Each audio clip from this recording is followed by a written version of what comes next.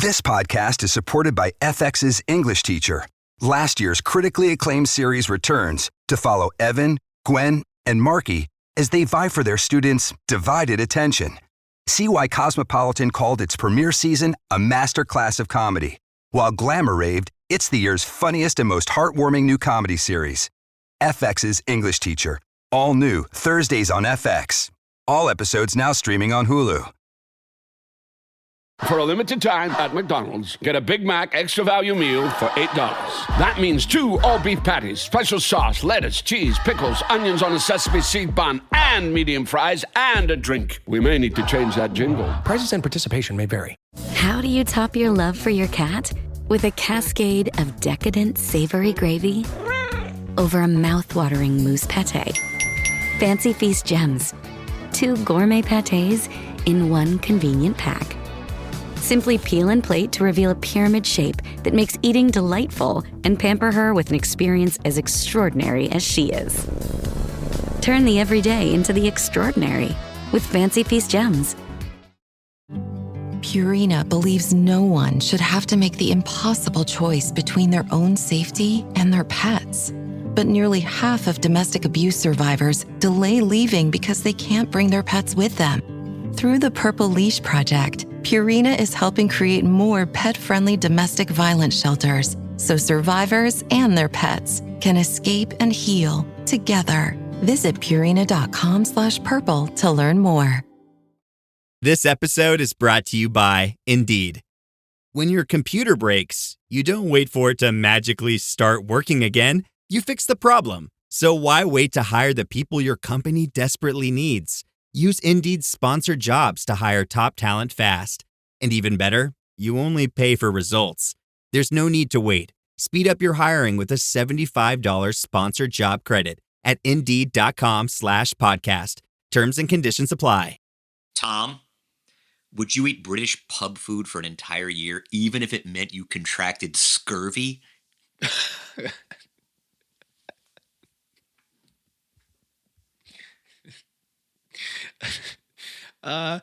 You know what? Yes.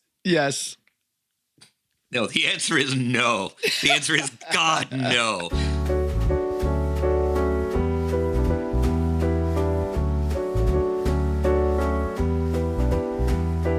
This is Pack Your Knives. I'm Kevin Arnovitz. And I'm Tom Haberstroh. Tom, it is the British pub crawl, joy of all joys. Beige food delights. Beer and mashed and more stewed meat and sausage and nothing green, and everything even remotely vegetable adjacent is just braised in some kind of stock. Now, I have a theory, Tom, which is just as bad books make good movies. Yeah. I think asking top cheftestants to make interpretations of bad food make for very good challenges. I love this theory. Elevating any dish on this show seems kind of cliche or some trope on food TV. But after watching this episode, you can't argue the alternative, because this is, all of these dishes were way more appetizing to me than the original, which all seemed very similar. Like they had like 8 different names or 8 different dishes, but they all hit the same notes, right? It just looked the same, felt the same. And so asking them to take these ingredients and deconstruct it or elevate it made for much more appetizing dishes. There was a great Onion article many years ago, like this was probably in the 90s, where it was like, and the headline was like, Taco Bell's 5 ingredients are combined in a totally new way, right? And it was basically, they were releasing this new dish, this new item, and it was, instead of like the meat being on top of the tostada and then topped with cheese, it was cheese on the bottom. And that's kind of how I feel about British pub food. Like, it's all the freaking same. It's all the same. It's the same dish done about 12 different ways. But it made for what I think was a really good episode of Top Chef. Wait. We can't bring up Taco Bell without asking the question. Do you have a favorite Taco Bell meal or item on the menu? Are they the ones who do Cinnamon Crispies, or is it Del Taco?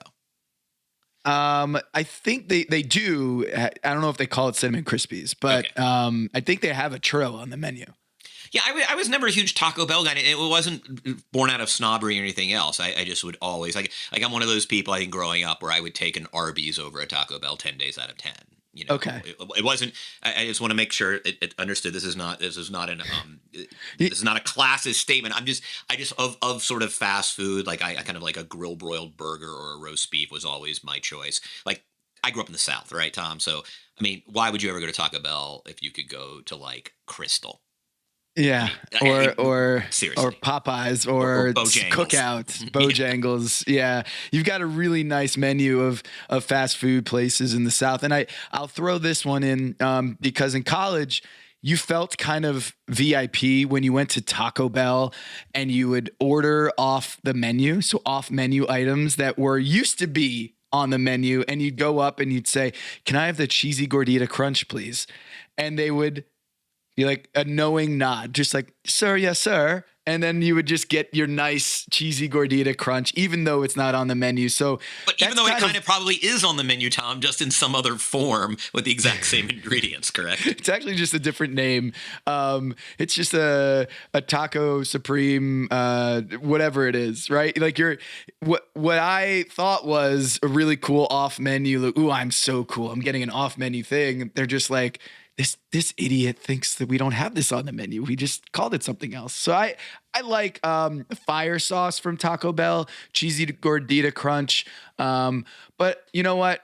If I'm at this age gonna get some fast food, it's gonna be Bojangles or Cookout. Exactly. Well, I really actually kind of I like this challenge. I also like double elimination challenges insofar as, yes, they are almost always intrinsically unfair because one person is more culpable than the other. In fact, one person is also often victimized by their teammate. But at the same time, it does create real interpersonal tension. Like I do like these two-person teams. I think they're great not only are they great incubators for conflict, they're also kind of fun ways to see. Like I think like Sarah Bradley is a fun teammate. I think she's a polarizing contestant from what I've seen on social media. Yeah. But like she's clearly fun to work with. And the other thing is I do think there is a real element of risk management at play here in this particular challenge. And just to kind of start from up top, the challenge is to take a old English pub classic and do some kind of interpretation, reinterpretation, possibly a deconstruction. That question in of itself is kind of fraught with pitfalls. And the teams were partnered up at random, which is always interesting, Tom, because you and I have always enjoyed, I think, watching people kind of do the kind of schoolyard red road, or sort of find a buddy process, because I think that is often telling. But there is something about the random assignment that does, again, create interesting conflicts. And I think there were some real surprises here. I think we saw. I think if you and if prior to the episode I had listed the teams and then said, okay, who's vulnerable here? I think we almost both would have certainly said Sylvia and Victoire, who in my estimation came in a strong fourth. I think we would have thought that Amar and Ali would have been kind of potential favorites. There were all kinds of interesting little just wrinkles in this challenge. And frankly, for the third straight episode, we're getting I just think in terms of the challenge game, Top Chef season 20 is faring very strong out of the gate. Yeah, at first I was a little disappointed to learn there was no quick fire in this episode. I always like a good quick fire, and with the extended episodes that we're seeing now, where it's a 75-minute airing, it felt like, man, this is going to feel really drawn out. But because it was a double elimination challenge, sometimes when you get the double elimination challenges, you don't get enough of the interpersonal dynamics on film. Whereas this time we were able to get the full length director's cut of double elimination challenge drama. And there was plenty of drama. And like you said, these pairings, if I were going to power rank them ahead of time, I would probably have Amar and Ali, Luciana and Buddha at the top. And then maybe Sarah and Tom in that next tier. But certainly what we saw in this episode, Kevin, Dale and May, usually in Top Chef lore, when you show a lot of discontent or dysfunction or drama between two contestants, they usually sew those things up before they go to the judges' table and they're good. Like, it's sometimes they set you up in the more, tell a story that at first they were butting heads, and you could see Luciana and Buddha have this story arc to their pairing. But for me, it was interesting. I kind of had it in my notes, like right off the bat. Dale and May just seemed like oil and vinegar, right? They did not see eye to eye. They did not have any conflict resolution where it didn't seem like they were getting anywhere. Even though they came in from two different directions, it didn't seem like they would land at a agreeable place. And so I thought, okay, well, this is magical elves sitting here and saying, well, we can't make this too obvious that they're going to be voted home. But they didn't do that. They consistently had trouble coming together on the conception of the dish right off the top. And if you've listened to this pod before, and I encourage you to go back, what's amazing about Pack Your Knives, which I tend to do from time to time, is re-listen to old episodes or rewatch past episodes, past seasons, and then relive the episode on the pod, is we've talked about this, Kevin. When you have the number one pick in ingredients or in personnel, it actually backfires more often than not. Having the number one pick, choosing your partner in cooking or choosing your ingredient oftentimes is the least value play. And so here we have, Kevin, not just the pairings, but Dale and May had the first pick of what they wanted to cook. And as we learn later, and we'll get into it why, that was a fateful decision. Yeah, so I think they were both right and both wrong about a lot of things. And I think Dale was correct right off the bat in identifying the Scotch egg as just a bad idea. A Scotch egg, actually, I mean, it is like every other dish in the sense the ingredients are the same. It's some variation of like egg and sausage and something fried, whatever. It's a little matryoshka doll, right? Inside is the egg, and then wrapped inside the M is sort of like a layer of sausage or meat. And then wrapped inside that is a layer of kind of breadcrumbs and crunch. And it's sort of, and you break it open, and that's sort of the appeal. Is there anything better than breaking it open and it's just nice, goopy yolk? Yeah, I think it's a top 5 food moment. No, what's better is just not ordering that, because it's a Scotch egg. It's British pub food, and it's by definition just shit. So I think he was right early on in identifying it as just like it didn't lend itself to a lot of interpretation. Now, I would also argue, actually, that sort of, it also revealed a lack of creativity from Dale. There's actually a ton of things you could do, right? You could do a tempura. I mean, okay, you need a crunch. There's an egg element. You could, and there is a protein element. I think we saw from the other contestants just how much latitude and interpretation you could do from these boring dishes, right? Like, there's a lot you could, and I think to me, Begonia and Gabri and doing their bangers and mash was just a perfect example of Dale failed to see what May saw, which was, hey, there's a lot of cool things you can do here. Well, why would you do an ale reduction? I mean, I don't know. Why would you do anything? Why would you do an onion cookie? Why would you do anything? Like basically, Dale had a philosophy, which I understand, because so much of this game is about risk management. And Dale's philosophy was, look, there's 7 teams here. Let's just do the Scotch egg. Let's just execute the Scotch egg. And if we do that and we have throw one little bell or whistle on there, a Thai salad, great, we'll be fine. Now, May has the more romantic view, which is the Chef Kevin Gillespie view, which is like, why come to Top Chef to just play it safe, right? And I appreciate that as well. I mean, I think we saw so many happy mediums displayed on this show alone. And she wanted to do, an ale reduction or just kind of do a full-on plate.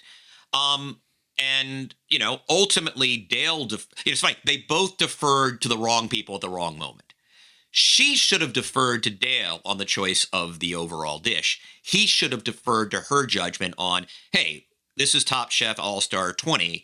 Like, you're not going to be able just to kind of execute the actual thing. To say nothing of the fact that of the executable dishes, when you have sort of, as we saw, crispy outside breading is the most difficult thing to control, even if you have a deep fryer, which they did, particularly on a dish like Scotch egg, where you can't just kind of go for crisp without compromising a really delicate element on the inside, which is the egg yolk, right? You do it. Yeah. But I'm hearing, Kevin, you're almost saying the Scotch egg is too difficult to pull off because of all the elements involved in nailing a Scotch egg. No, But it's too they difficult also- to pull off if you're going to do it the pure version. It's not that difficult to pure off if you do. Hey, what if you do a Voltaggio egg yolk pasta with sausage ragu or some sort of pork ragu and with some crispy breadcrumbs on top. with a crispy element, a crispy shallot. Who knows, right? Like imagine that dish. Like, okay, I'm going to reinterpret Scotch egg here, right? Egg yolk pasta with a delicious pork ragu and some kind of crunch element, right? Maybe crispy shallots or who knows? It could have been a veg. It could have been anything, right? And like, imagine that bowl of pasta, right? Oh, it's a Scotch egg. In fact, you could even serve it kind of in a bulbous sort of, who the hell knows, right? Like, but you're a freaking all-star chef. Like, I'm sorry, if you can't both achieve a little aspirational creativity and kind of execution, then like, what are you doing here? And in that respect, May is right. I don't think you have to shoot the moon like Kevin Gillespie every time, but she was right. And they paid for it. And by the way, one of the reasons they paid for it is his whole thing is, oh, we just have to execute. That would have been fine were you doing the pure version of bangers and mash, right? Oh, we're going to encase our own sausage or even toad in the hole. Or the way that Nicole did. Hey, I'm just going to do straight up Yorkshire pudding, right? And she did, and she nailed it, right? I just think that they each had correct and incorrect instincts.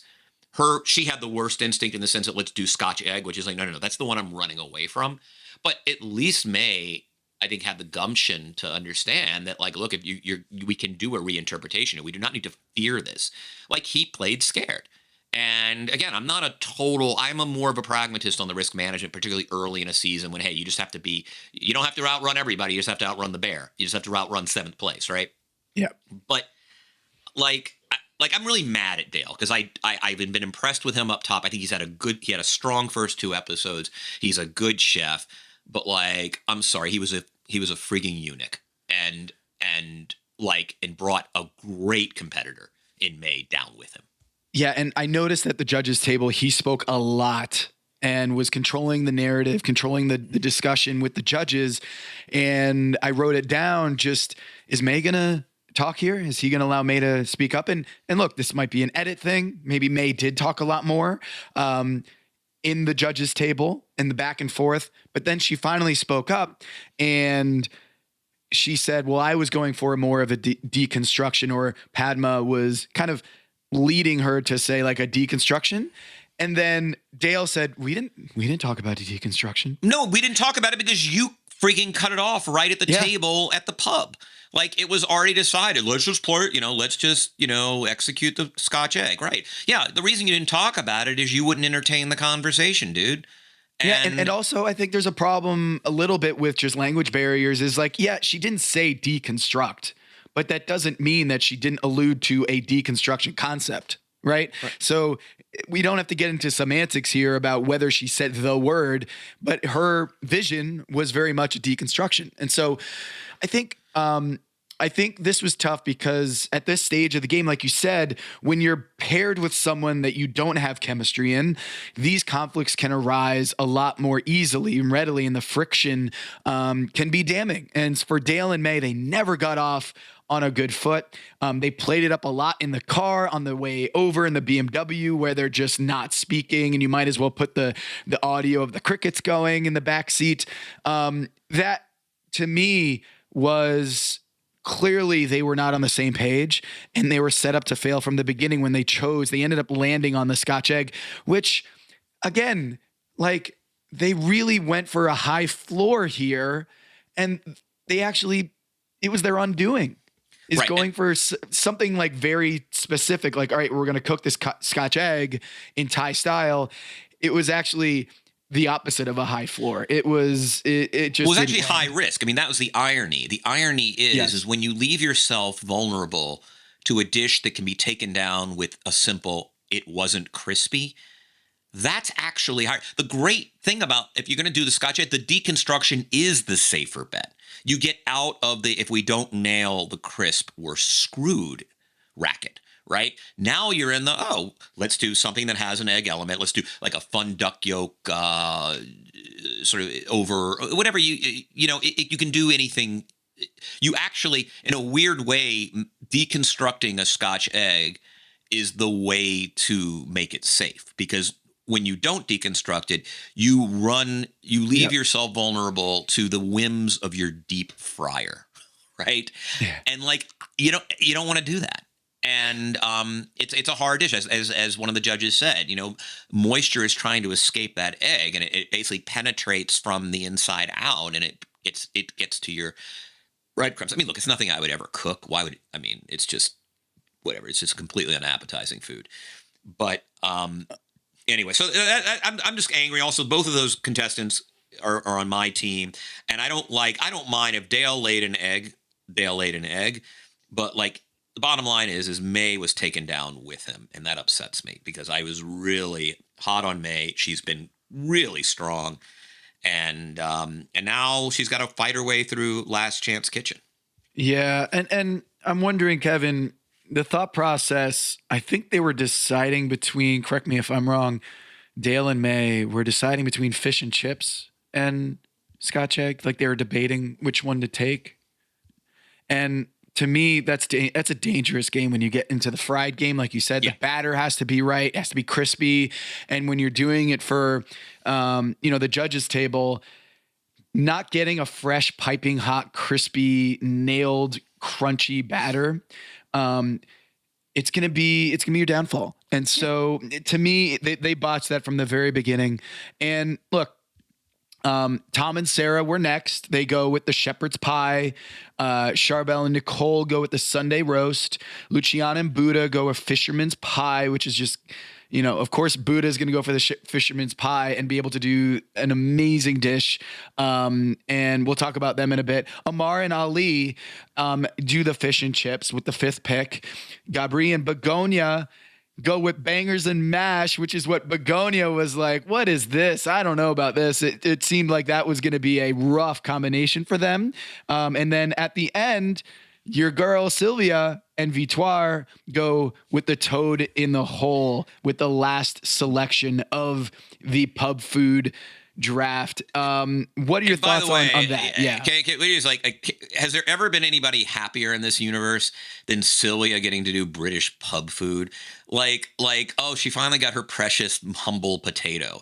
Like my favorite moment in the entire episode was Sylvia at the very beginning in the little holding tank room saying, she's from, her village is 80, our city is 80 kilometers from the Ukrainian border. And when the refugees came to my town, we gave them food. What she failed to mention is once they ate the food, they went back to war-torn Ukraine rather than stick around and have more of that Polish food. Right. But this was her elimination challenge. Oh God, for sure. A woman has never been more happy. Mashed potatoes in about 7 different forms. Sylvia's hilarious. I say this with nothing but affection for my Polish heritage, Polish Jewish heritage, which is a different ballgame. But Sylvia is instant comic relief on this show. Yeah, the sheer joy this woman takes in beige food is just astounding. Tan cuisine. The toad in the hole, obviously we saw a lot of that from Victoire being like, wait, what? Like in their confessional, like, did I even say that right? You know what toad in the hole is? It's let's not even work from scratch, right? Let's take the leftover meat in your ice box or whatever the hell the Ritz underground keep their food in the 17th century. Right. let's repurpose it inside a pudding. Never has there been a better marriage between a dish and a cheftestant than Sylvia and toad in the hole. It's kind of brilliant. And then she found her potatoes actually, I don't think there are actual potatoes in toad in the hole, but damn if she wasn't going to get them in there. And she did. Yeah. And Victoire, a nice comeback, for her. Yeah. saying like, I don't know what this dish is. And then Sylvia, probably going to come in with her ideas on how to do the dish, but she comes in with the African spices. The gravy was delicious. Might have been a little bit on the sweet side. No, actually her gravy wasn't on the sweet side. The sweet was Sylvia deciding once again to put, who the hell knows, vanilla salt on her mustard honey whipped cream. Why are you doing a mustard honey whipped cream? That was what was too sweet. No, the sauce, the spice sauce was everybody's favorite. It was Sylvia had the compulsion to put this sweet element on a dish that didn't need a sweet element. Once again, which we're seeing like that's one of her pitfalls. I have them as a fourth. What I love a thing about a seven dish cook off where they're 2 top, 2 bottom, and then 3 middle, is you can kind of place it. And like, I kind of had Sarah and Tom as a very strong third, Sylvia and Victoire fourth, and Nicole Charbel fifth. I don't know if you scored it that way, but that's kind of how I scored it. Yep. That's exactly how I have it here. I think, but they were strong fourth. Like they were strong. If not for Sylvia deciding to like put fructose corn syrup or some shit in like her whipped cream. It had no place on the plate, but hey, it's Polish cooking. What are you going to do? Hello, listener. It's producer Maze here to talk to you about Quince and their cookware. Cooler nights mean cozy meals at home, and Quince's cookware has made fall cooking so much more enjoyable. Their pieces deliver the quality and performance of luxury brands, but at a price that makes sense. And they look gorgeous on the stovetop, too. No matter what item you need to complete your kitchen, Quince has you covered. With 5-ply stainless steel pots and pans, nonstick skillets, chef-quality knives, and even ceramic bakeware, which is perfect for cozy casseroles or Sunday roasts. And when you look at these prices, you might think, how is Quince doing this? How do they deliver high-quality items similar to high-end brands that are half the price? Well, let me tell you, they partner directly with ethical top-tier factories to cut out the middlemen and pass the savings on to you. And it's not just cookware. I got myself some bath sheets. That's right. When you're a tall man, you have to use bath sheets, not bath towels from Quince. It's like drying off with a cloud. It's incredible. Upgrade your kitchen for cozy fall meals with premium cookware from Quince. Go to quince.com/dings for free shipping on your order and 365-day returns. That's QUINCE.com/dings, DINGS, to get free shipping and 365-day returns. Quince.com/dings. Listener, listen up. This is important, okay? I'm going to try to save you some money here. If you're still overpaying for wireless, it's time to say yes to saying no. At Mint Mobile, their favorite word is no. You may think like, oh, that's bad. No contracts, no monthly bills, no overages, no hidden fees, no BS. Here's why I said yes to making the switch and getting premium wireless for $15 a month. You heard that correctly. $15 per month. Ditch overpriced wireless and the jaw-dropping monthly bills. And of course, there are all these hidden fees and stuff, but at Mint Mobile, plans start at $15 per month. All the plans come with high-speed data, unlimited talk and text. You're not doing like weekend and nighttime minutes or anything like that. And it's delivered on the nation's largest 5G network. Use your own phone. Don't have to get a new phone. Use your own phone with any Mint Mobile plan and bring your phone number along with all of your existing contacts.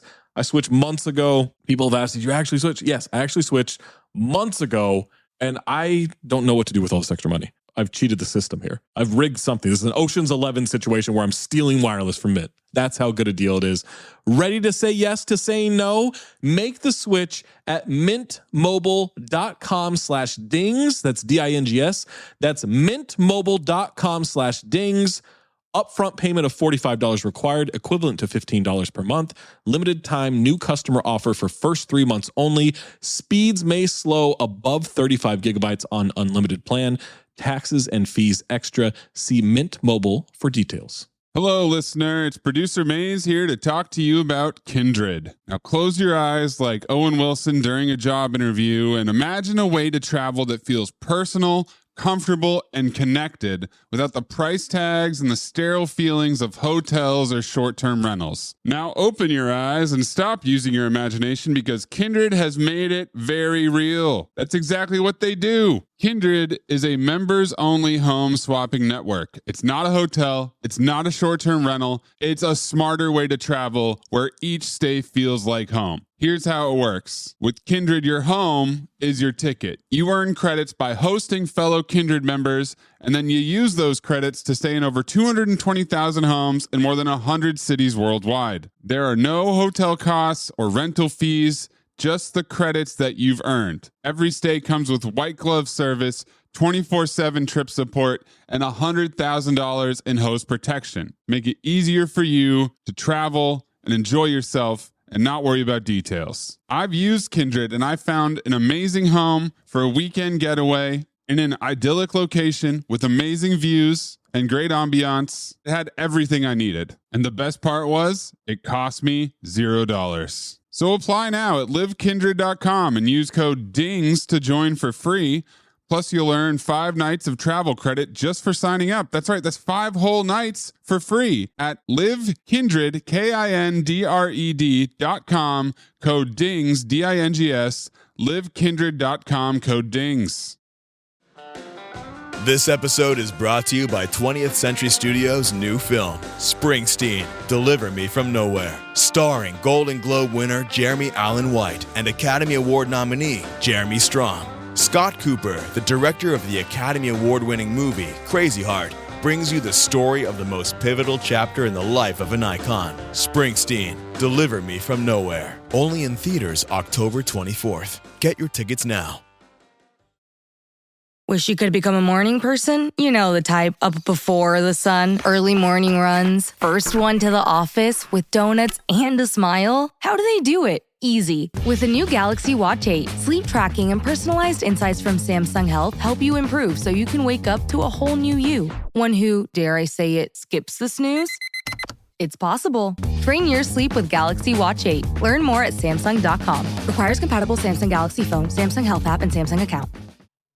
Where do you want to go next? Do you want to talk Charbel and Nicole with their Sunday roast and any notes here for you? The pork tenderloin? Yeah, I mean, I thought the judges' thought was my thought, which was, I mean, A, it's very interesting that they decided to go pork. And B, if you're going to go pork, going with what is a pretty lean cut, if you make like pork tenderloin, there's not, you don't get any sort of that nice crust or it's created from fat. I think one of the judges said, hey, sort of having some crackerlings would have been nice, pork tenderloin doesn't give you the sort of the delectable little kind of fatty remnants that you get from a good roast. So I thought it was a really strange choice of cut. But it looked like they, executed fine. She got raves for her Yorkshire pudding. They kind of did, their way of kind of doing up mash was, kind of celery element to it. Leek fondue. It was fine, but yeah. I don't think it was. I mean, it was the Nicole Yorkie show with a bad choice of cut. Yeah, I really like Nicole, and I especially liked how she did some practice ahead of this Top Chef season. Yeah. It just shows a little bit more foresight and an understanding of the competition that you probably want to nail some of the signature dishes before you go. And nailing this was her saving grace. I think that Yorkie was in many ways it was kind of separate from the dish. It didn't seem like it was fully formed within the dish and conceptually, but she nailed the cook. And that was a tough circumstance. When you're using those ovens, you need it to be perfect. You need it to be functioning. A little foreshadow with Dawn in Last Chance Kitchen. But yeah, this is for Charbel and Nicole, a nice showing. And it's tough because they don't know each other all that well. And coming in, there's a lot of ego with Top Chef finalists. There's a lot of language barrier issues, just, communicating, as we've seen in this episode. And so there's a lot of really interesting dynamics at play here, but Nicole and Charbel were able to mitigate those differences or just the different angles that they were coming in with, and they were able to move on in the middle. The other one I want to hit. There was a funny moment with Nicole, kind of a good office politics moment, and almost kind of a portrait of the age we're living in, which is she has a method for doing the York. And it means kind of preheating your kind of muffin tins, right? And clearly, someone having seen empty muffin tins in a oven took them out, and which really kind of threw her off, and she was rightly upset about it, right? Like, you don't want people touching your stuff. There's a method to your madness. It might not look like they're in there for any reason, but they are, right? And you can feel her frustration, and I'm kind of with her. But rather than I so much prefer the person in that situation who would just rip everybody a new asshole and saying, "Hey, keep your hands off my freaking stuff," than the school marm like, "Hi, this is the new way of parenting. Is now everybody, if you want to move my things," and Sarah had under her breath kind of a very funny comment, which is, "Yeah, I like Nicole. I don't," because Nicole did this thing where once she kind of read her very polite declarative statement about how you shouldn't touch somebody else's things, she wanted an affirmative response from everybody that they heard her.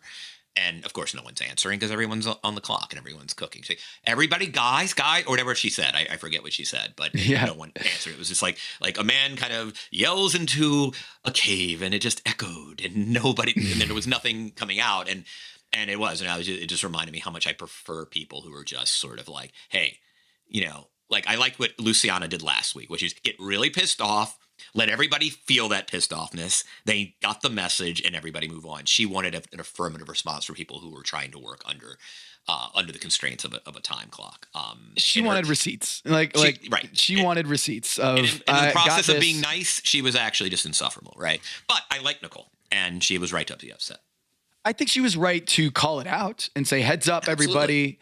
But to ask for confirmation receipts, probably a little over. And I think Sarah said as much, that it was extra. So let's talk about Sarah and Tom. Once again, carrots. Tom bringing in the carrots. It wasn't the central part of that dish, but when we talk about what you need to do with a shepherd's pie, you got to make it delicious, and that's what they did. Yeah, Tom's kind of revealing himself to be the true technician of the episode of the season, right? Like he is the guy who is working with agar. He is the guy who can somehow create lamb dust. He is somebody who likes kind of molecular gastronomy and is going to employ it as often as possible, to the amusement of Sarah, which I actually appreciate. And I actually love Sarah's amusement with him. The fact that like he is creating substances that he can basically cross-purpose as hair gel, right? And he is setting pea puree with agar. He loves these jelly agents, right? Like he just loves all that stuff. It's funny, Tom, like several seasons ago, I got very into, like I bought myself some xanthan gum, and I got like the agar. I got some, like I started trying to do those, I wanted those really smooth purees that look like plastic on your dish, and and I kind of got into it for 5 minutes and then realized that they're actually much harder to deploy in terms of there's a very fine line between cool and this does feel like plastic, right? But he can deploy them really well. It was the purest deconstruction, right? Like when you think deconstruction, it's like, okay, shepherd's pie is all this crap in a bowl, right? And it just comes to you as that. Let us take the lamb out and make it a beautiful medallion, right? And let's top it with a very, fine mint sauce. And okay, let's take each of these components, and the potato will be topped with lamb dust, and the carrots are distinguishable. So you get, instead of this pie of mush, you get these very specific components. And it was the purest deconstruction of the 7 dishes. And I disagree. Buddha and Luciana. Oh no! I don't. Let me rephrase. You're totally right. That was the best you could. This was sort of the more classical in terms of 4 things separated on a plate. Yeah. Right. Theirs was next level. Right. This was the purest, like the most faithful deconstruction in the way that dishes were being deconstructed in the early 90s, right? When the deconstruction, like it looked like a deconstructed plate of the mid 90s. No, Buddha's and Luciana's was like, oh no, that was the the grandest reconstruction. But I do like it was a very, as they said, it was a restaurant plate, right? I think that was sort of the comment at the judges table for the shepherd's pie for Sarah and Tom's dish. Like it was a restaurant plate. It was a pure deconstruction, right? And now Buddha Luciana, Tom, I love this friction. And part of me is like the part of me that is just a Buddha fan. And frankly, the part of me that hasn't been all that impressed with Luciana, particularly after her kind of tasteless rice last week, is just like, this is a really difficult situation. What do you do in life when you're a two-person team and one of you is just so much better at the task at hand than the other, right? But there are no official senior junior designations. And I'm not saying this to drag Luciana. Buddha's just better at Top Chef than she is. And he's a better chef than she is. And like, you have this situation where she thinks her potato mousseline is delicious and he thinks it's unservable. Somebody is right and somebody is wrong. And there has to be a recognition, Kevin, that there's a sous chef here and then there's an executive chef. Exactly. And for all of these, like, Kevin, you and I covered LeBron James and Dwayne Wade and Chris Bosh in Miami. When those star players who are at the top of their craft have to cede power to the other one, it gets really like a lot of fireworks, right? A lot of friction. And it takes a little bit to, delineate the power dynamic. And for Luciana, I think she says something to the effect of he wants things done a very specific way. And so I kind of, that's hard for me. Right. They figured it out. She characterized it as sublimating her ego, which is true. And I think it speaks really well of her. But yeah, he wants it done the better way. Right. And he found, so one of the things I found in trying to do purees and I'll screw around with mashed potatoes. We tend not to eat a lot of potatoes, but my garlic mashed potatoes are really good, and so I'll serve them in, actually, there's a Brian Windhorst meal on our in our house, and when Brian comes over for dinner, Brian gets steak and mashed potatoes, and he is one of the great appreciators of my steak and mashed potatoes. But one thing you can do is when you do the sort of Vitamix as to the objection of Buddha, is you can get it gluey. There's a point where mashed potatoes are so freaking processed that they lose silkiness and just become gluey. And that's kind of what Buddha said, right? Like he said, hey, we talked about tami, the potatoes. A tami is kind of a food strain. I never really heard or seen it until very recently, but it's kind of a food mill, and it is a much more gentle, less kind of just completely pulverized food processor, Cuisinart version of kind of food processing, right? And she wanted it much more like mousseline, which is just a straight up, which can be delicious, but it's got to be right. He hated the texture, and it was so clear he hated the texture. And she might have been right in the sense that I bet it, quote, tasted good, but he is so sensitive to texture. And he had a very specific vision for how this plate would be, and he just wasn't going to do it. And he basically had to tell a Top Chef Brazil champion, throw away your crappy mousseline potatoes that you think are actually good but are glue. And I'm surprised there wasn't more tension, to be perfectly honest. You would never have believed that they won the competition or won this challenge. Based on what we saw 50 minutes into the episode, it just seemed like that was just going to be two giant moosin, just they're fighting over their mousseline. Yes. And I just didn't think that they were going to resolve that conflict in time. But Kevin, when Buddha busted out that fish scale kind of those little zucchini scales, it was like when you watch WWF wrestling, when the tag team, suddenly the music comes on and the top wrestler joins the fray, and you're like, oh my God, he did it. He's doing it. That was me in that moment when I was like, wow, he's really doing this. He's doing this right now, the scales. And it just, Buddha, we've I mean, we've said it ad nauseum on this program, but he just gets Top Chef. He understands the challenge. He understands the interpersonal dynamics where instead of letting that potato get on the dish, he just put his foot down and was like, you know what? No, it's not happening. I'm not going home for gluey mashed potatoes. Right. Yeah, they won the challenge. Buddha on this very show, when we had him on after his Top Chef championship, I asked him that I told him I'd been having trouble with halibut. Like I've just not been able to make halibut to taste to my satisfaction in this house. And he's like, are you brining it? Are you brining it? And I said, I'm not brining it. And so Buddha demonstrated what some of the advice that he dispensed to me that has done wonders for my cooking, which is he brined the cod and then he covered it with these delicious paper thin little zucchini scales. Then he sous vide the cod. And then they had Luciana, to her credit, did the char grilled leeks, did the pickling of the onions, ended up not doing the potato mousseline because he did that too. And as she explained, the genius of the dish was everybody gets it at the table. How is this even remotely an interpretation of fisherman's pie? Well, if you drag your fork from the right to the left, you start with the kind of crust, and then you pick up the elements in order as if you were sticking your spoon or your fork into just a fisherman's pie traditional version. And it was a master class.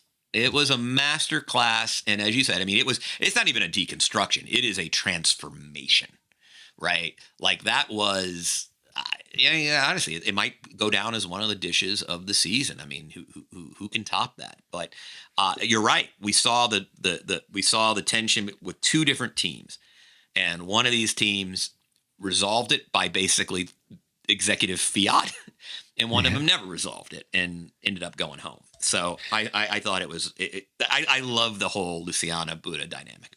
Well, leave it up to Buddha to win an episode this quickly after you got him number one overall. That must have been satisfying for you to see, because I had Ali last week get me that win after I picked him number 2 overall. But Buddha coming in with the victory here along with Luciana. There's no doubt in my mind who was the Chris Bosh of that team to the LeBron. But you know what? I get the 10 points as well with Luciana.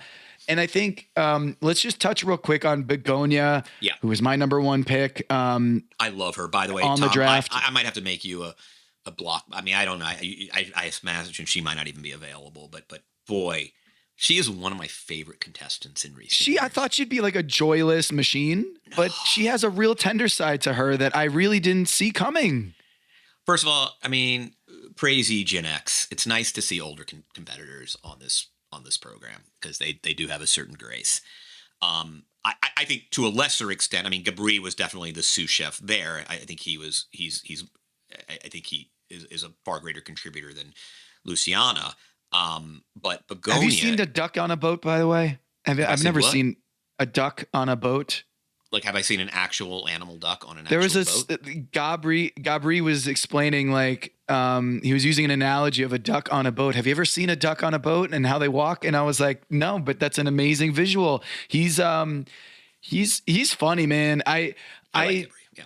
Yeah. He's showing out right now. He was a top 5 again in the top this episode, and the pairing of the Spanish and the Mexican chefs in this, as they alluded to, a really good marriage of vision and personality. They had really good chemistry here with a dish that, frankly, I would not select in Bangers and Mash, and they really knocked it out of the park.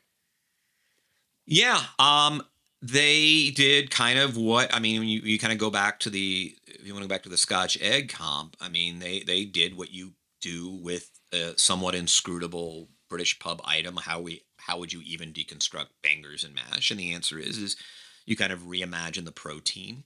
Okay, instead of bangers, let's just do pork belly. Let's get the most delicious version of that medium pork. Like, let's do pork belly. We'll do a foam. Okay, well, their onion accents, or onion is sort of present in this dish? Well, let's just make a cookie out of it, right? Like there are a million ways to go. And let's just do a lovely sauce, a sausage gravy to keep, hey, we need to have some integrity to the dish. Well, if sausage isn't going to be in there at all, if we're transforming sausage into pork belly, how do we still need to kind of pay sausage its due? Sausage gravy. You can imagine a million ways the Scotch egg could have been done along the lines of May. I don't mean to bang it again, but like it just, the lack of creativity from Dale is just so damning, is just so depressing for a guy who I thought had been really cooking well. I was very pleased with Dale. I had him relatively high up. I chose him, I think, with the 5th overall pick. Had been cooking well, and I just don't understand for the life of me the desire of his just absolutely defeatist, pessimistic thinking on the show. Okay, I know you're disappointed. You had very Dale high disappointed. hopes. Yeah, he needs to answer for this. And I think we've hit all 7, have we not? Have we not? We have Amar and Ali that the fish and chips, which didn't have any crunch. Disappointing from 2 of my guys, Ali and Amar. They kind of bickered back and forth about the actual the formula, the ingredients going into that. Would you characterize it as bickering? It never got contentious. It was civil, don't you think? Sure. But maybe that's too strong. But I did think that they didn't have a good grip on what needed to be in that batter. And they, to me, are more like the opposite. Like, that this is fine, and the little dog drinking the coffee and the thing, like in the meme. No, they did workshop it a bit. They went back and forth. Isn't that like the classic Top Chef, the This Is Fine chefs, where they're just like, oh, this is great, and let me give me a dap. We nailed it. No, you're about to freaking go down if not for the incompetence of Dale on the deep fryer. Like, you would have gone down if you did not have the most brilliant malt chip vinegar chips of all time. You would have gone down, but they're sitting there dapping like, we nailed it, right? Like they're the dog in the house, right? Yeah, it was too doughy, too cakey. Amar had suggested that it might have been because they used a whole egg there instead of just using the egg whites, which I know you're very much against that idea. Your team egg yolk. And then actually I learned a lot. Like here's the truth is I don't do a lot of deep fry. I think very few of us do, right? It tends to be if we're cooking at home, it's often because we want to be a little healthier. We tend to farm out our cravings for fried food to places that do it professionally, right? Like, I'm sure you have fried chicken places. It's not like you guys are doing a lot of fried chicken at home. That's right. Right. And so I think as a home cook, and one of the things that I have the next time, dear listener, you are at some divey joint having delicious fried food, and you think this is kind of lowbrow, just consider how hard it is to get really great crunch on fried food, and pay that fry chef some respect, because this is one of the reasons I also don't do it. It's not just because I'm trying to eat healthy at home. I've tried to do Sean Brock's fried chicken here 3 different times. I succeeded once, kind of did barely passable another time, and then the third time I just failed. It was overcooked on the outside. It was too crunchy and still raw on the inside, no matter how much I tried to moderate the temperature. Frying food, Tom, is really hard. There is a reason the 2 bottom teams were both the deep fried teams. It is hard, even with a deep fryer, even with delicious fatty proteins. It is just so hard to execute. And I didn't know that egg yolks, because I love egg yolks in general, I didn't know that they did that cakiness. But now that you're mentioning it, I probably have relied too much on it. Now, I don't do that with my fried chicken. I don't use egg at all. I don't even use egg white. I'm a pure flour and cornstarch guy with peanut oil. But, man, I felt their pain. They had a really beautiful plate, and I don't know what you do. Yeah, I thought that they were deserving to be in the bottom because they didn't nail the actual fish, fried fish part of the fish and chips, but they did nail the chips. And yes, man, I wanted those chips so bad. I wanted one of those malt vinegar chips. Just the crispy, the little bit of vinegar, the umami of, it just sounds so good to me. And then they effed up the protein. So, I knew they were going to be in the bottom, but I didn't think that they were going to go home. And it made sense to me that Dale and May would be going home in this episode. When I got the 4 teams, and again, we talked about this last week, I really like that they're bringing out all of the top and the bottom teams and contestants together, so they have that little moment of nerves before they go out. But to me, it was pretty clear that Gabri and Begonia were in the top. And then, of course, you had Luciana and Buddha at the top. I didn't think for a second that Amar was going to go home with Ali. They're both on my team. I thought I'd sweat it a little bit more, but I think Dale and May getting sent home was the right call. And it's hard to say. Actually, I was sort of surprised. I assumed they would go home. And then when you kind of listen to the judges they seem more mortally offended by the fish and chips than they did by the Scotch egg. Like it was like the Ali Amar team had just committed blasphemy against the holy of holies, which is the fish and chip. By the way, Tom, I will be disappointed if they get out of London without a pure chips challenge of some kind, even if it's not a quick fire or something. Like, we need a pure chips challenge, don't you? Just here's a great quick fire challenge, Tom. Do an interpretation on chips. Go. You got 30 minutes. Go. What's the soft chips at Putters in Winston-Salem, North Carolina. Oh, it's so good. They kind of undercook it a little bit, and it's instead of having your roof of your mouth after 6 Cape Cod chips be turned into scorched earth. I like a good soft chip sometimes, and it's something I'm rooting for because I think Amar and Ali really did nail their chip side of things. But now that you're mentioning it, it was a little too straightforward. Like, they didn't show much creativity in that dish. Yeah, it was a seaweed batter, but I don't know. It seemed very, they were tracing that recipe, right? There was a little bit of inventiveness with the malt vinegar infused chips rather than the alternative. All right, so we had Amar, Ali in the bottom, which meant in our scoring system, they have 0 points. Also coming in with 0 points actually, they were the only ones with 0 points. We had the middle tier with Vitoire, Sylvia, and then Sarah and Tom. Nicole and Charbel also with 2 points. But the real haymaker here is both of your contestants were eliminated in this episode, which means that Dale and May go to Last Chance Kitchen. They get -5 for both of them.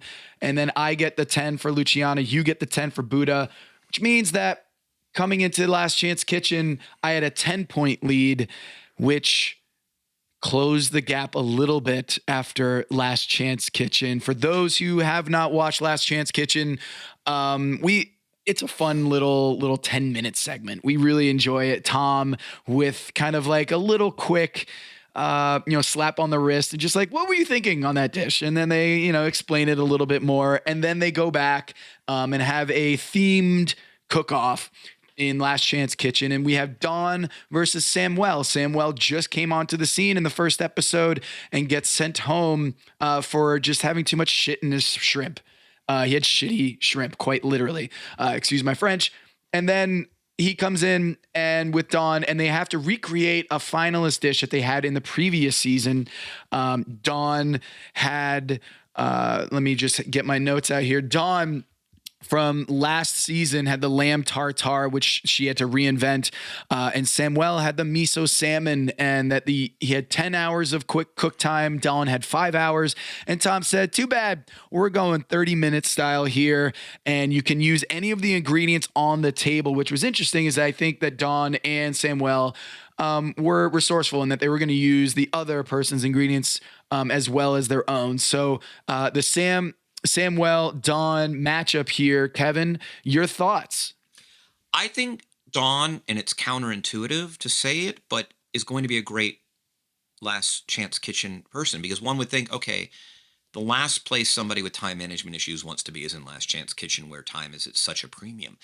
But we kind of see this a lot where, Dawn is so brilliant with flavor profiles, with attention to kind of textures, that she doesn't really have time to consider toying with time. Just cook. And when you tell Dawn to just cook, God, you're going to get some flavorful stuff. Like, she can act, she executes well in that respect. And so I actually think that she might end up being one of these Top Chef Last Chance Kitchen warriors, because you just take away, there's not even time to flirt with disaster. You just go, just cook. Just cook. It's basically the mantra of Last Chance Kitchen, which is one of the reasons I just think it's such a great 12-minute digital product. And you and I have been talking about it since its advent. Like, boy, television reality shows unscripted, have been trying to figure out how you do the sort of 12-minute vehicle in this business where, for the web, whatever.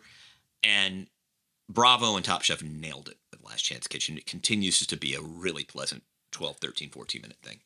Yeah, and I feel for Dawn here because she decided to blister her tomatoes in the wood fire oven that actually wasn't working. And I always feel sympathy for chefs. Not that like everything has to be perfect. Sometimes when you play in the World Series, it starts to rain, right?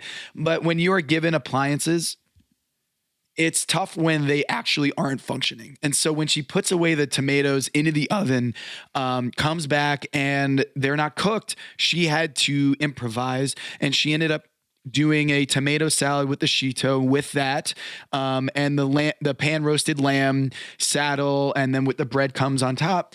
This was a amazing dish. I would have loved to eat in that dish. And I would have loved the concept of what Samuel made with the Japanese salmon, with the Japanese mushroom cream. Some of my favorite things all on a plate there with the ponzu vinaigrette. But Kevin, he didn't, the flavors didn't come through for Tom. It didn't feel all that Japanese to him. And so I think when it came to splitting hairs between the two, I think Tom went with the correct choice there with Dawn. And you're right. You know, it reminds me, Kevin, of like, we always hear about it in the NBA when a GM won't tell a coach, hey, don't play that player. Well, typically, maybe some do, but a GM won't go to the coach and say, hey, don't play that player. But what a GM will do is trade that player so that the coach can't play that player. And so for Dawn, it does seem like, what's the best way to deal with time management? Get rid of the time. Just, hey, you only have 30 minutes to cook. You don't have to worry about anything else. Just go cook the dish. And it seemed like, this was good. Now the difference is that she kind of had the ingredients already set up for her, and she'd already made this dish in the past. So maybe there was a little bit of less creativity or innovation involved with that, but she nailed it. So she moves on. She gets +1 in our scoring system. Samuel gets the -1. He is out. He's done. He's the peanut gallery now. We'll see his comedic chops if he's going to be able to be that roast audience to in Last Chance Kitchen, which is always interesting to see who's the alpha in that peanut gallery. And we'll see, Dawn will have a tough, it looks like it's going to probably be another double elimination in the Last Chance Kitchen because of Dale and May being sent to the G League. And we have Dawn, Dale, and May, all three of your contestants going at it in Last Chance Kitchen. Kevin, who do you want to see move on? Who do you think has the best upside here for you? Just speaking more generally, like I think this is one of my great moral dilemmas, is sort of Last Chance Kitchen in terms of getting back in the competition, because I don't love consolation prizes. I don't think everyone should get a trophy. Like I think there should be, I believe in gatekeeping in that respect, And so, but in this case, when I see these sort of double elimination challenges, when I see, a teammate get taken under by another teammate, I so badly want May back in the competition. I just think she's a really interesting chef. I like her decision making. She's whimsical. There's some real technical ability. She cooks from the soul. This is one of the early heartbreaks I've had in recent seasons, where I just feel like May was ejected prematurely. Like, I want to see her do more Top Chef things. No disrespect to Last Chance Kitchen. Again, I just praised it, but like, there's limited displays of brilliance there because there's just a ceiling to it. And I'm rooting hard for May in Last Chance Kitchen. And frankly, as though it goes against my philosophy, because I'm okay with Last Chance Kitchen in my world. In a perfect world, I think you would have to go all the way through. I don't like this, like, oh, after 4 weeks, guess what? You're back in the competition thing. I don't love that on principle. However, I have to say, in this situationally, I'm kind of going to love it this year, because I hope that produces May reinsertion into the main competition, because I just feel like she was lost too early. Like, it's almost unjust. So I think she is my favorite, though. Again, I go back to Dawn. I think this constraint might be just what the doctor ordered, like one of these people who works on their shop mechanics, and like, you kind of simplify it. Tom, you probably have you've written so many great pieces of this ilk, but like, you sort of streamline the process. I think Dawn could end up, this could be like this ironic, beautiful just victory for her. That the no contestant with a greater problem with time management becomes the time management last chance kitchen champion. Like, I think that could happen. But I'm rooting for May because I just don't feel like we've sufficiently seen what we can from her. Yeah, she was in the high last week, in the top last week, and won the quick fire, and then she goes home. So I think for me, she would be the one I don't want to see coming back into the competition purely from a fantasy standpoint. She is not on my team, and I think she has the highest upside and has shown that much in this competition. Dale did win with Sarah in the quick fire in the first episode, but overall, I think it's a flatter competition in terms of the juggernauts. And like, I don't know if Buddha has separated himself from the pack yet, even though he did win this episode. I still think Begonia is right up there. And in our point system, Buddha right now has the most points overall this season, not just after episode 1, which we haven't scored in our fantasy points, but overall the point system from start to finish, we got Buddha at 15, Charbel at 14, Luciana at 13, Ali and Begonia at 12, along with Gabri, and then Tom with 10 points. So it does seem like a flatter race, just like we see in the NBA right now, where there's a lot of parity at the top. But I still gotta, if there was a redraft today, Kevin, and I had the number 1 pick, I'm going with Buddha. Yeah, it's a very strange field, and even those scores are a little soft, right? Because we've had a couple of different team competitions. Like that Luciana 13 feels very soft. At the same time, I feel like Tom is kind of a sleeping giant at 10. He doesn't make mistakes. Other than that, first he was assigned with Samuel. He had that cabbage braised salmon, which was God knows what. Which was largely I mean, there've been a lot of the early team-oriented competitions have kind of, I think, made it a little more difficult to discern individual talent. But what I think this particular week showed us is there are 2 standout contestants in this competition, Buddha and Begonia. And the fact that they were the 2 teams on top were not a reflection of their teammates. It was a reflection of them. That was a Begonia and Buddha 1 and 2, or 2 and 1 rather, this week. And we saw how individual transcend. It's a superstar league, Tom. Top Chef is a superstar league. And you know what? I love that they care about it. Seeing Begonia get emotional at the judges table in the 3rd episode of Top Chef was such a, we've always been clamoring for more stakes on this show to make the contestants feel the stakes and feel like every game matters. And for me to see Begonia have that kind of emotion winning this episode, or at least getting in the top, maybe that was just nerves of not knowing if you were in the bottom or the top and just being lost in that confusion and then finding out actually you were great. That was really cool to see. So really rooting for Begonia to go on a run here, and Buddha continues to shine. This is I think a really strong start for Top Chef season 20 All-Stars. I'm liking it. There was no quick fire this episode. It seemed like a lot of bland food, a lot of heavy potato-y food, meat and potatoes. But overall, a strong episode. And I got to say, going to 3 pubs before you're cooking, that's a high degree of difficulty. Underrated. We didn't talk about that enough on this episode. It's tough to turn down all that good beer in London. So hats off to the contestants. It's all served warm. Like, I don't know. There's just nothing. No, it's appealing. Not. That's a myth. That's nothing appealing. But the other thing I will say, only because I have harped on it in the last few seasons, is the other thing I'm really enjoying about this season is I do feel like the constellation of all-stars and sheer concentration of talent has made it a little less Top Friend. It's more Top Chef. We're seeing, hey, it doesn't have to be, we don't have to have the outright villain, but I do think like watching a partnership of egos negotiate their respective skill sets and talent is interesting to watch. It's interesting to watch, Buddha tell a partner, sorry, your potatoes are unservable. It's interesting to watch May and Dale debate the wisdom of risk management. It is interesting to watch Nicole get pissed off because she has a way of doing Yorkshire pudding that is correct and smart, and people don't respect the space. Like, I think I'm enjoying that. It's never had to, we don't need these villains like an early Survivor, but I do appreciate some of these more contentious debates. It's fun to watch. It's good television. And I've been very pleased that it's it got a little too summer campy in recent seasons. And I don't feel that this season. At the same time, we're also celebrating kind of the solidarity of chefs across the world. They are truly enjoying each other's cultures and different sensibilities. So I'm kind of really, it's an underrated virtue of this season so far, 3 episodes in. I've got 40 points. You've got 32.